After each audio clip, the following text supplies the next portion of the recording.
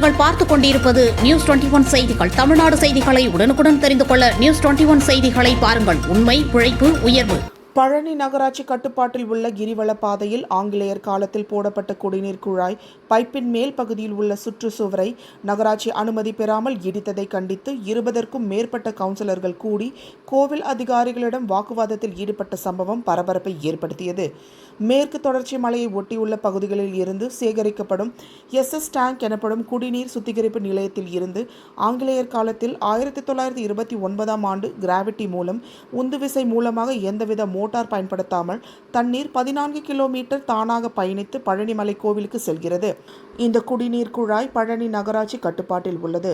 பழனி நகராட்சிக்கு உட்பட்ட 33 வார்டுகளில் 80,000 குடும்பங்களுக்கு குடிநீர் சப்ளை செய்யப்பட்டு வருகிறது. நேற்று கிரிவல பாதையில் உள்ள சுற்றுச்சுவர் கட்டுமான பணிகள் நடைபெற்று வரும் நிலையில் நகராட்சி கட்டுப்பாட்டில் உள்ள ஆங்கிலேயர் காலத்தில் போடப்பட்ட குழாய் பாதிக்கப்பட்டு இருக்கக்கூடிய மேல் பகுதியில் சுற்றுச்சுவர் உள்ளது. இந்த சுற்றுச்சுவரை நகராட்சி தேவஸ்தான நிர்வாகம் எந்தவித அனுமதி பெறாமல் சுற்றுச்சுவரை இடித்துள்ளது. இதனால் குடிநீர் குழாய் உடையும் அபாயம் உள்ளதால் இன்று காலை பழனி நகராட்சிக்கு உட்பட்ட 20க்கும் மேற்பட்ட வார்டு கவுன்சிலர்கள் ஒன்று கூடி நகராட்சி பொறியாளரிடம் வாக்குவாதம் செய்தனர். அதனைத் தொடர்ந்து சம்பவ இடத்திற்கு வந்த வட்டாட்சியர் பிரசன்னா நகர்மன்ற தலைவர் உமா மகேஸ்வரியிடம் பேச்சுவார்த்தை நடத்தினார்.